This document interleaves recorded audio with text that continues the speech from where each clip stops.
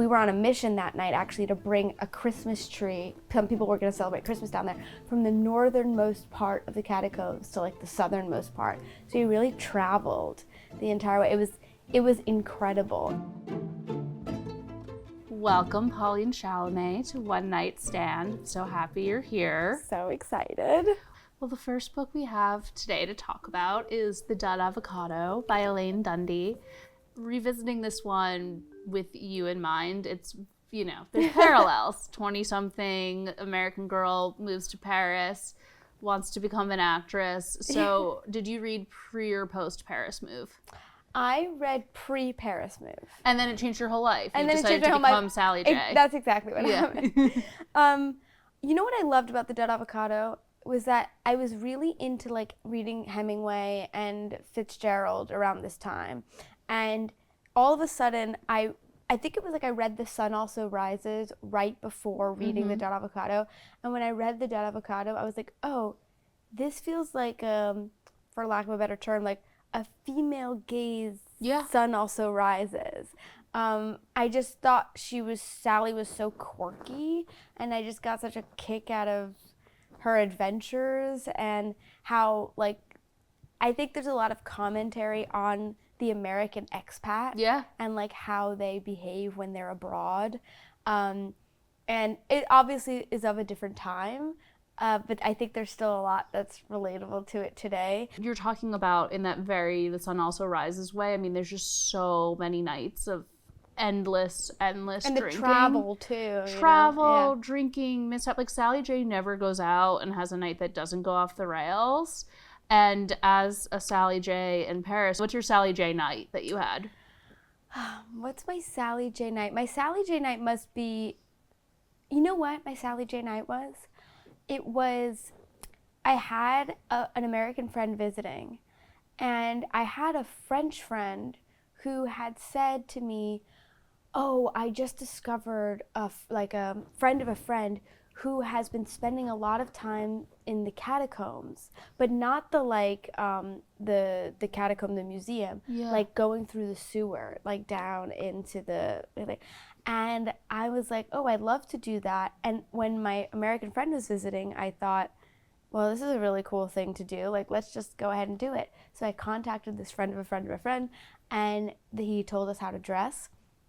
And then we went out to dinner. We went out to a very chic dinner. We had like a few glasses of wine. And then we literally met at like one of those round, go down under the city. Like, I don't even know what those things are. A pot, but like a pothole. Oh, yeah, like that, you can exactly. Yeah, I think that you pull out that like construction workers. Yes. Or I guess it's more like not construction workers, but electricians and stuff.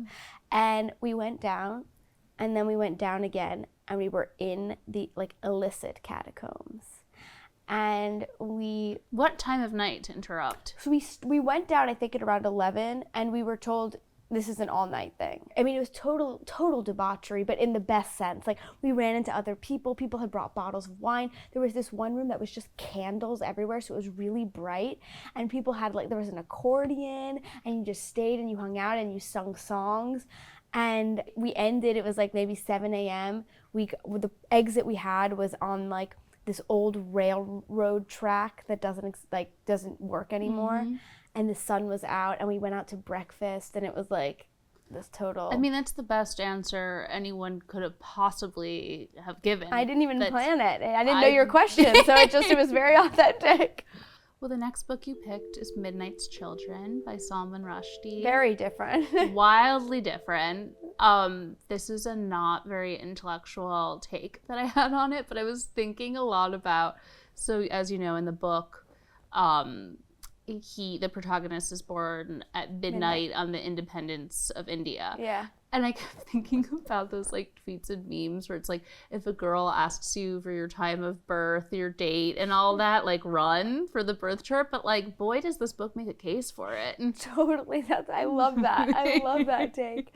You know why I picked this book? Yeah, please tell me. I picked this book because I have a really hard time with the fantasy genre. Okay. Like I have a hard time adhering to totally different rules of a different world.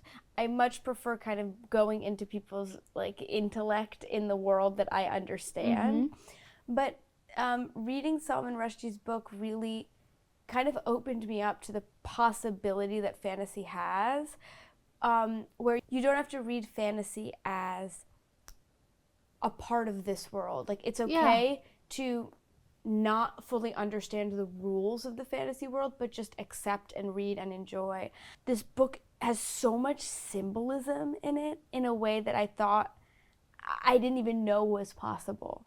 And the idea of, so all these kids are born, all the children across India that are born at midnight basically are born with this telepathic power where they can all kind of communicate with each other. And I just thought that was beautiful. It really is. And it sustains you the entire book. You keep coming back to that. And you also see how this Salim represents the fragmentation of the country, and it kind of is inside of him. And I think it's like not dissimilar to the state that many Western countries are in today, where there's so much fragmentation and you feel like you're like one person but also another, and what's right and what's wrong, and it's historical fiction. Yeah. Is really what it is, but with like a pinch of fantasy. I now have an open mind towards fantasy genre. That's what I'll say. Because you're not a Harry Potter girl. I'm not a Harry Potter girl. I know, I'm not a Harry Potter girl. But I think really after reading him, I would be open to reading Harry Potter. Like, I'm more understanding of basically the symbolism that fantasy can have, as opposed to just like having to forget all the rules of the world that you know and just accept the rules of a new world. You're opening me up to fantasy a little bit, because I've never watched Game of Thrones. I haven't seen Dune, like all these different things. I've seen Dune. You've seen Dune? Have you read it? Dune. No. Okay. I have it, and I was like, smart book. I've looked some pages, and then I was like, but the movies are coming out. Like, maybe I'll go back one day. But I hear it's incredible. And I like magical realism. I loved this. 100 Years of Solitude is such a favorite of mine. But I didn't ever think, like, okay, maybe that'll help me accept the rules of fantasy. But I think you're making a case for me. Yay. When we spoke, we talked about, the pressure you've placed on yourself and ambition and what that looks like. This book is so much about the fact that really none of those things matter. You can be given a prophecy at birth, and it's really fate versus self-determination. There were things about that, reading it, that were freeing to me, but also a little bit terrifying as someone who really does put that on myself. How did it make you feel? It's interesting. As you asked this question, I just remembered this poem, this Greek poem by this author, Cavafy. I don't know if I'm saying his name right, but it's a poem called Ithaca, and I think it's about Odysseus's journey. And he says, at one point, always keep Ithaca on your mind, because getting there is your destiny, but don't expect Ithaca to make you rich. Like, expect to have amassed all the knowledge and riches of everything on your journey, and then arrive in Ithaca to arrive, as opposed to just immediately getting to Ithaca and being like, I'm here, I'm safe, it's done, and now I can enjoy life. And I think it's actually very similar to this book, where you can have the opinions that you want on fate and destiny and everything, and maybe there are some people for whom everything is written out already in the cards and they kind of know it.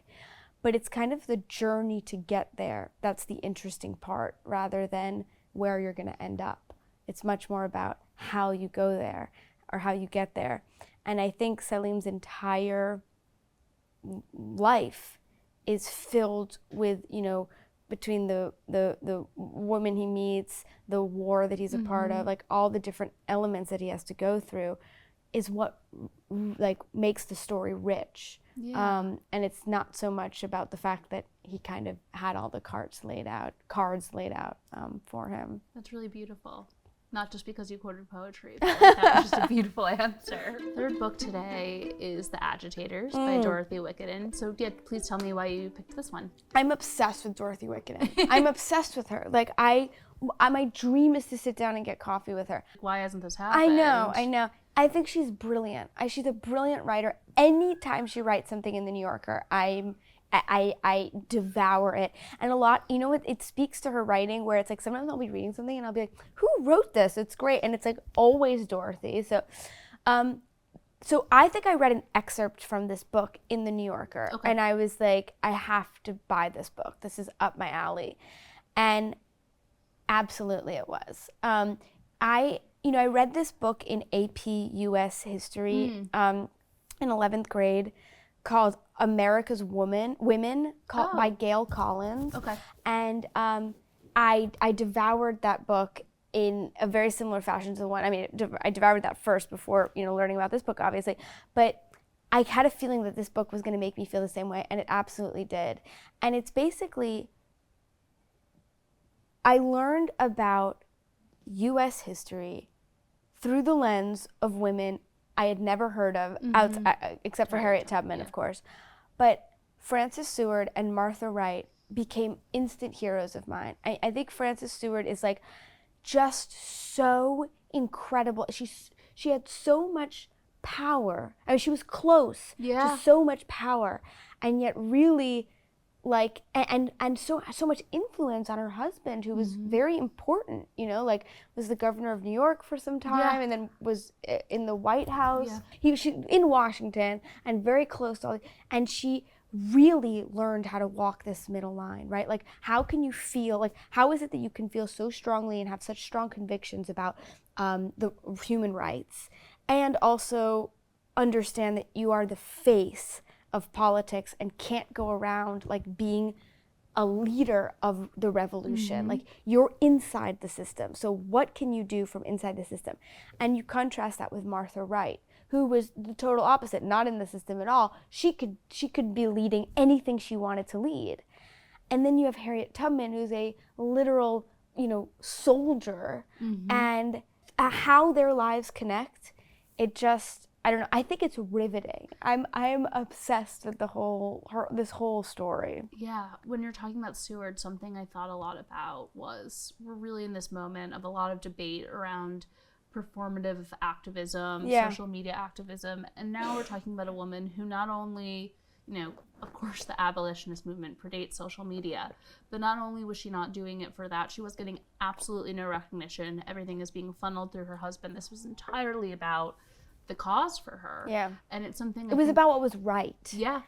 And I think about it a lot in terms of my own personal activism and what I do about, like, what do I do for me versus what I owe, but I think there's such an emphasis now on, like, letting people know and, like, posting about it online. And I imagine being in the public eye, that's such a larger, like, a deeper conversation for you. But I guess, how do you think about, like, that positioning? Well, it's really about doing what you think is right. Like, and when you do things that you think are right, when they're a part of your own personal moral compass and they concern you, you actually don't really care about the recognition. Like, you don't want to not be recognized, I believe, but you work within the confines, like, that are presented to you. And I really see it as everybody, to their own ability, can help those around them. Yeah. Our final book today,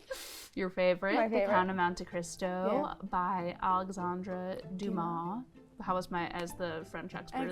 It was solid. Excellent. I read The Count of Monte Cristo during the pandemic, and it was an incredible book to read during the pandemic because it's full of adventure and being everywhere, all around the world, while we were all at home. And I would not shut up about this book. And I'm usually not like that. I'm actually quite solitary about the books that I read, and if people ask me for advice, I'll give it. But The Count of Monte Cristo, I was like, I do not understand people who haven't read this book, and no, I hadn't read anyone who started it and was like, oh no. Yeah. But no one had read it. It's intimidating. It's a little intimidating. Pages. Yes. Yeah. There's nothing missing from this book. It has every single element of every genre, every character you can imagine, any possible occurrence between two people happens in this book. I love it. And also, you know, the Count of Monte Cristo is really known. Like, I think people know the Count of Monte Cristo and they go, oh, prison escape. Yeah. And what's amazing is that happens in the first, 100 pages, 200 pages, and then you have the rest of the story. I mean, you have the rest of the book. And it's incredible. The adventure, it is fantasy in a way, Sure. you know? I don't know why I get on board with this fantasy. It's but revenge fantasy. It's revenge fantasy. I love it. It's so satisfying. Another thing the book reminded me of is there was an article we published on Bustle not too long ago it's part of a bitch week package, but it was like, I hate that bitch, I owe her everything. Yeah. And it's about sometimes the ways in which like having a nemesis, you know, but it can fuel you. Totally. Well, I was thinking about you grew up in ballet. There's no way that competition amongst girls did 100%. not drive you. And I'm still so close to those girls. But in class, you know, you're looking at each other like, oh, yeah, you're doing that? Okay. Yeah, it's great fuel. You still have that kind of competitive energy. It can even be in small ways. Yeah, I think in small ways I do, but I think on the grander scale, I'm not that competitive. Yeah. I'm a competitive game player. Tell me more. I will win. Like you're nasty on the Scrabble board. I'm nasty on the Scrabble board, although I really care in the moment, and the second the game is over, I'm like, okay, on. It's so weird how you can be so invested in something and then just it switches off. Do people like playing games with you? Yeah, I think so. I'm not that bad.